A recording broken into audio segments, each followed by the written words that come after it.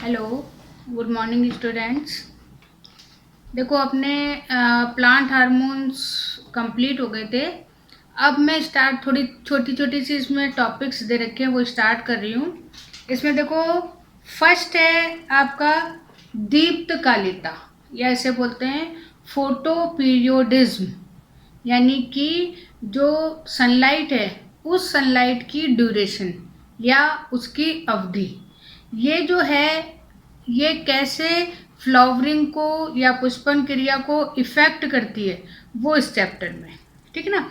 तो जैसे मान लीजिए, क्योंकि आप ये देखोगे कि सर्दी में ज़्यादा फ्लावरिंग होती है, जबकि अगर आप देखो तो सनलाइट है वो वहाँ पे कम है। तो यहाँ पे जो है ड्यूरेशन ज़्यादा इम्पॉर्टेंट है, तो ये आपको थोड़ा सा ध्यान रखना है। तो सबसे पहले यहाँ देखो कि जो टाइम में या जिस ड्यूरेशन में फ्लावरिंग होती है किसी भी प्लांट में, तो उस प्रोसेस को हम क्या बोलते हैं, फोटो पीरियोडिज्म। और इसको आप दिमाग में केवल ये रख लेना कि सनलाइट का ड्यूरेशन, या अगर हम आर्टिफिशियल भी कोई लाइट दे रहे हैं तो उस लाइट का ड्यूरेशन इफेक्ट करता है किसको, फ्लावरिंग को। अब यहाँ पे देखो थोड़ी सी इसकी हिस्ट्री भी दे रखी है कि सबसे पहले जो है गार्नर और एलार्ड, इन्होंने जो है इसको पुष्पन क्रिया को देखा था। और किस में देखा था, तंबाकू में। टैबेको की मैरी लैंड मैमोथ, ये एक वैरायटी है, उसमें इन्होंने इसको स्टडी किया। और स्टडी में इन्होंने क्या करा कि जब इस वैरायटी को बसंत ऋतु मतलब स्प्रिंग में जब ग्रोन किया तो क्या हुआ कि प्लांट तो बहुत, उसकी वेजिटेटिव या कायिक वृद्धि तो बहुत हुई, लेकिन उसमें फ्लावरिंग कम हुई, ठीक है। फिर सेकंड इन्होंने क्या करा कि इन्हीं सीड्स को जब विंटर में, शरद यानी विंटर, जब विंटर में ने ग्रोन किया तो उस समय इन्होंने देखा कि इस समय फ्लावरिंग अच्छी हुई। सबसे पहले क्योंकि विंटर है तो थोड़ी सी ग्रोइंग में दिक्कत आती है, तो जैसे बुक में लिखा हुआ है कि पहले इन्होंने ग्रीन हाउस आप जानते हो कि जैसे आपने देखे होंगे नर्सरी वगैरह में, तो बड़े बड़े ग्रीन कलर के हाउस होते हैं कांच के बने हुए। तो उसमें क्या होता है कि टेम्परेचर का एक्सचेंज नहीं होता है। जो टेम्परेचर का, बाहर अगर बहुत ज़्यादा ठंड हो रही है तो प्लांट ग्रो या सीड जर्मिनेट नहीं होगा, तो वो क्या करते हैं अंदर टेम्परेचर मेंटेन करके चलते हैं। तो उसके अंदर उन्होंने पहले जर्मिनेट किया और फिर उनको फील्ड में लगाया, तो उनने देखा कि इस समय जो है इसमें फ्लावरिंग अच्छी हुई। तो इसका मतलब क्या है कि ये जो प्लांट है, इस प्लांट को जो है विंटर टाइम में जो ड्यूरेशन है लाइट का वो ज़्यादा इफेक्ट करता है, जबकि गर्मी वाला जो ड्यूरेशन है वो उसको इफेक्ट नहीं करता है। तो इन्होंने ही कहा कि भाई जो सनलाइट है या कोई भी लाइट है, तो वो लाइट एक तरीके की क्रांतिक कारक है पुष्पन क्रिया के लिए। क्रांतिक कारक, क्रांतिक मतलब होता है क्रिटिकल। आपने जब इसमें अपन ने मिनरल्स वगैरह में पढ़ा था तो एनपीके को अपन ने क्या कहा था, क्रांतिक, क्रिटिकल, यानी कि ये बहुत ज़्यादा क्रिटिकल मतलब होता है, वैसे तो होता है कि कहते हैं ना क्रिटिकल स्टेज, यानी इसके बाद कुछ नहीं। तो यहाँ पर भी एक क्रिटिकल स्टेज है, क्योंकि और सारी चीज़ें हों कोई बात नहीं, लेकिन अगर सनलाइट सही नहीं होगी तो फ्लावरिंग या पुष्पन क्रिया में थोड़ी सी प्रॉब्लम हो सकती है। तो इसलिए इन्होंने इसको क्या नाम दिया, इसको कहा क्रांतिक कारक है। और जिसमें फ्लावरिंग हो रही है उसको नाम इन्होंने क्या दिया, फोटो पीरियड। फिर उसके बाद में देखो थोड़ा सा और है, और फिर हिलमैन, उन्होंने इसकी थोड़ी सी डेफिनेशन दी कि चाहे लाइट हो चाहे डार्कनेस हो, दोनों ही फ्लावरिंग को इफेक्ट करती हैं। और इसी के अकॉर्डिंग अभी अपन जब टाइप्स पढ़ेंगे तो उस टाइप में आपको देखना है कि चाहे लाइट का ड्यूरेशन हो चाहे डार्कनेस का ड्यूरेशन हो, वो दोनों ही फोटो पीरियडिज्म को इफेक्ट करती हैं। और इसी के अकॉर्डिंग जो है फिर इन्होंने जो प्लांट्स हैं उन प्लांट्स को, चाहे आप फोटो पीरियडिज्म देख लो चाहे आप फ्लावरिंग प्रोसेस देख लो, इन्होंने उसको 3 टाइप्स में डिवाइड किया। पहला जो टाइप था वो टाइप कौन सा था, लघु दिवस पादप, जिनको बोलते हैं शॉर्ट डे प्लांट। और इन्हीं को अपन लॉन्ग नाइट प्लांट्स भी कह सकते हैं, ये ध्यान रख लेना, क्योंकि थोड़ा सा दिमाग में चीज आ जाती है।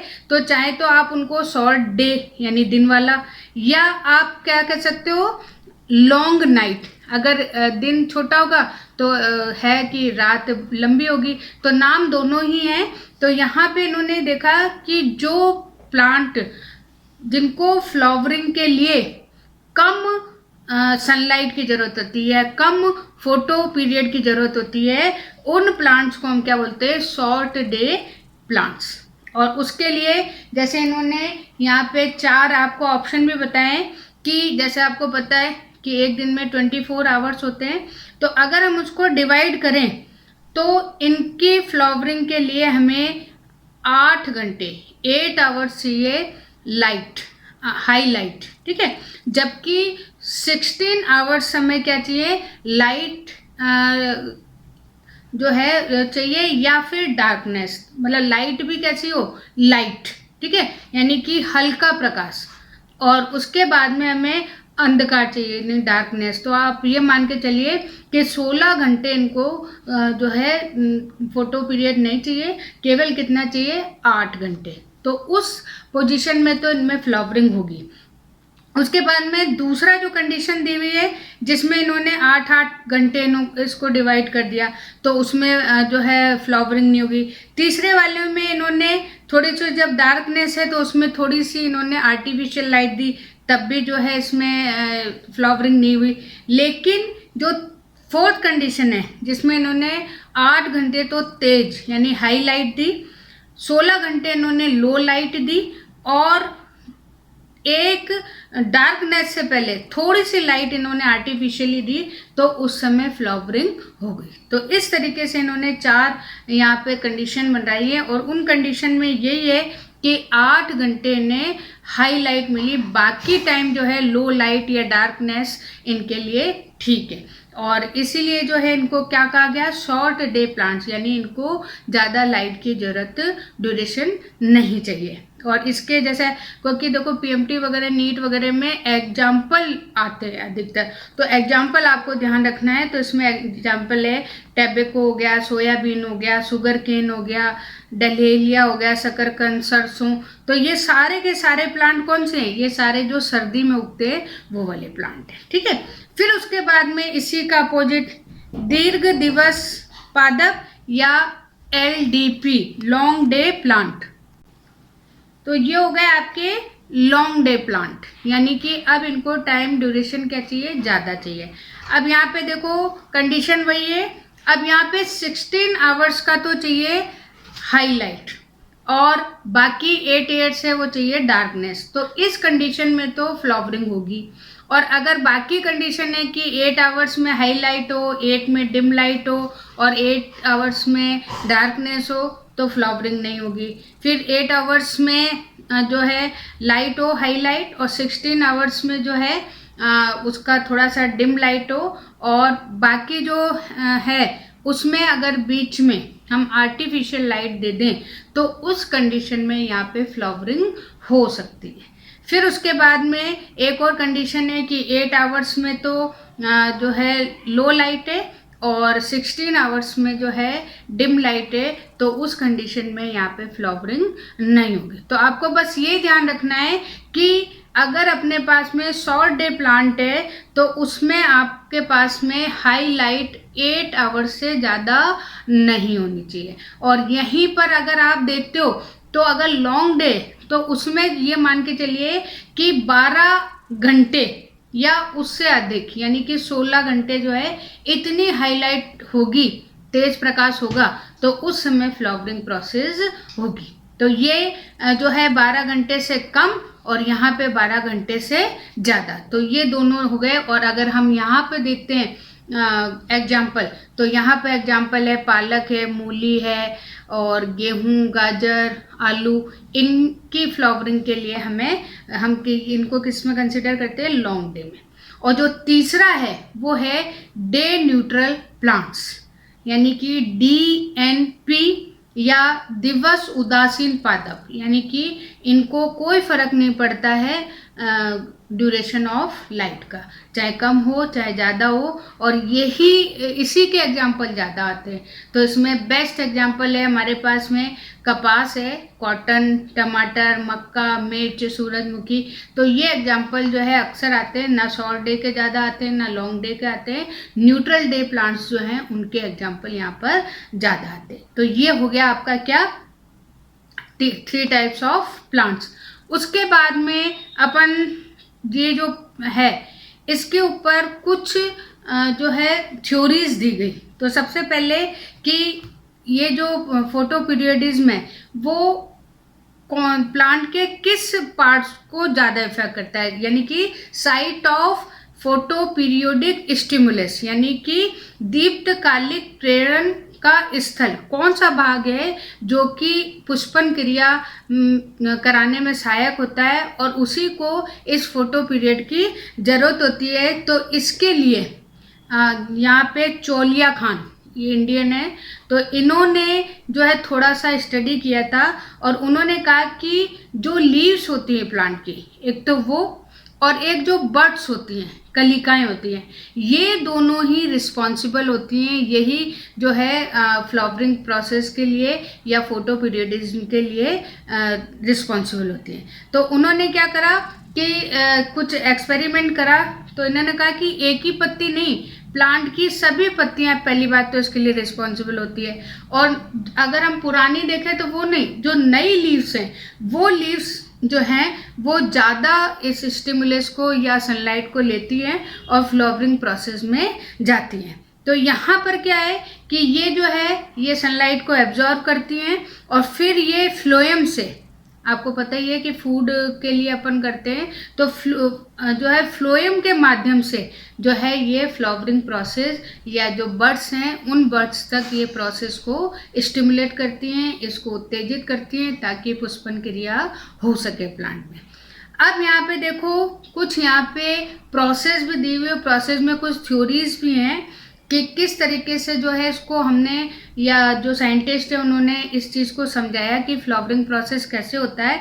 तो इसमें फर्स्ट है फ्लोरिजन परिकल्पना, फ्लोरिजन हाइपोथेसिस, और इनमें से जैसे 2 हैं मेन, तो एक जो है ऑल्टरनेट में आती रहती है और ये भी चोलिया खान ने दी थी, इसलिए इसका नाम भी क्या है, चाहे चोलिया खान हाइपोथेसिस आ जाए चाहे फ्लोरिजन आ जाए एक ही बात है। तो इन्होंने क्या कहा था कि प्लांट के अंदर एक स्पेशल हार्मोन होता है और उस हार्मोन को, क्योंकि फ्लावर है तो उस हिसाब से इसका नाम रख दिया फ्लोरिजिन।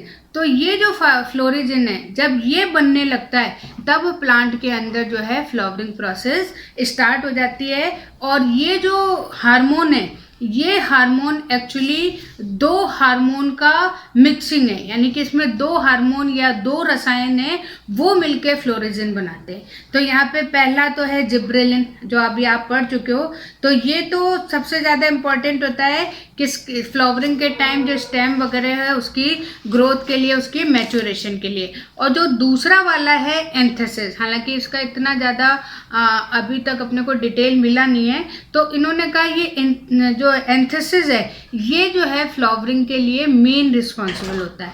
अब इन्होंने देखो एक चीज़ बताई है कि जैसे मान लीजिए लॉन्ग डे प्लांट है, जो दीर्घ दिवस प्लांट हैं, उनके लिए जो है जिब्रेलिन ज़्यादा चाहिए, ठीक है। तो इन्होंने और जबकि जो एसडीपी है, शॉर्ट डे प्लांट है, उनके लिए एंथेसिस हार्मोन है या केमिकल है वो रिस्पॉन्सिबल होता है फ्लावरिंग के लिए। इसके लिए जैसे इन्होंने एक करा भी कि जैसे मान लीजिए जो लॉन्ग डे प्लांट थे उनको उन्होंने कम लाइट में रखा, तो उसमें क्या हुआ, एंथेसिस जो है उसका फॉर्मेशन ज़्यादा हुआ क्योंकि वो शॉर्ट डे प्लांट के लिए, और जिब्रेलिन उनमें कम हुआ। वही अब उन्होंने जब अपोजिट किया कि ज़्यादा ड्यूरेशन वाली लाइट में रखा तो उस समय एंथेसिस तो कम फॉर्मेशन हुआ, जिब्रेलिन ज़्यादा फॉर्मेशन हुआ। तो इन्होंने इस चीज़ को बताया कि भाई इसलिए जो है ये दोनों हार्मोन मिलके जो है प्लांट्स में रिस्पॉन्सिबल होते हैं फ्लावरिंग के लिए। लेकिन हालांकि जो एंथेसिस है उसको नहीं दूसरे साइंटिस्ट कवर कर पाए या उसको उन्होंने डायरेक्ट नहीं देख पाए, तो इसलिए जो है इसको हाइपोथेसिस ही रहने दिया। ये ध्यान रखना, देखो एक तो होता है हाइपोथेसिस, हाइपोथेसिस में आप जो सोच रहे हो बता रहे हो, अगर वो प्रूव हो जाती है तो वो थ्योरी में बदल जाती है, इसमें ध्यान रखना। तो जब इन्होंने एक हाइपोथेसिस दी थी जिसको इन्होंने करा बताया, लेकिन वो सही नहीं निकली या लोगों को उसका प्रूफ नहीं मिला, इसलिए उसको थ्योरी में नहीं बदला, केवल हाइपोथेसिस में ही छोड़ दिया।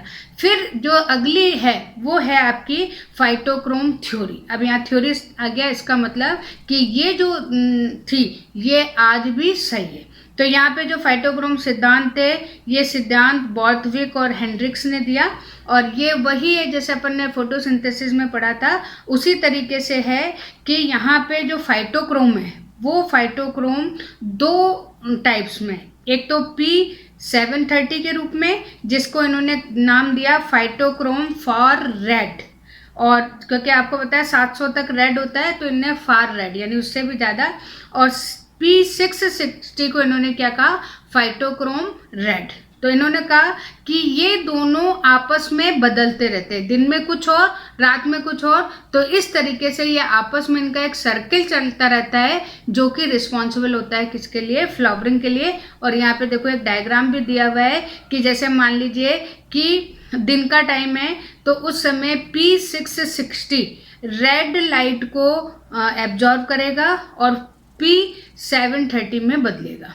फिर रात को P730 जो है वो किस में बदलेगा, 660 में, और ये कब होगा, जब ये फार रेड को एब्जॉर्ब करेगा। तो इस तरीके से ये प्रोसेस चलती रहती है। तो इस जो है फ्लावरिंग प्रोसेस के लिए ये रिस्पॉन्सिबल है, और इसको फिर माना भी गया क्योंकि इन्होंने कहा कि दिन के टाइम में जो सनलाइट में फाइटोक्रोम PFR होता है, और उसमें जो है ये काफ़ी जो है चाहे आप हार्मोन मान लो किसको, तो वो उसको हाई क्वांटिटी में इकट्ठा कर लेता है, और फिर ये SDP जो शॉर्ट डे प्लांट है उसकी पुष्पन क्रिया करता है। जबकि जो लॉन्ग डे में, तो लॉन्ग डे में ये प्रोसेस क्या हो जाता है, उल्टा हो जाता है। इसमें अंधेरे के टाइम में PFR जो है वो चेंज हो जाता है किसमें, PR में, और फिर वो इकट्ठा होकर जो है पुष्पन क्रिया को करवाता है। तो ये इस तरीके से जो है ऑल्टर मतलब एक सर्किल में PFR PR में बदलता है, फिर PR वापस PFR में बदलता है। तो इस तरीके से एक सर्किल यहाँ पर चलती रहती। तो आज ये आपका हो गया। अब अपने 3 छोटे टॉपिक हैं तो वो मैं कल करवाऊंगी, हो सकता है कि कल ये कंप्लीट हो जाए। Okay, thank you.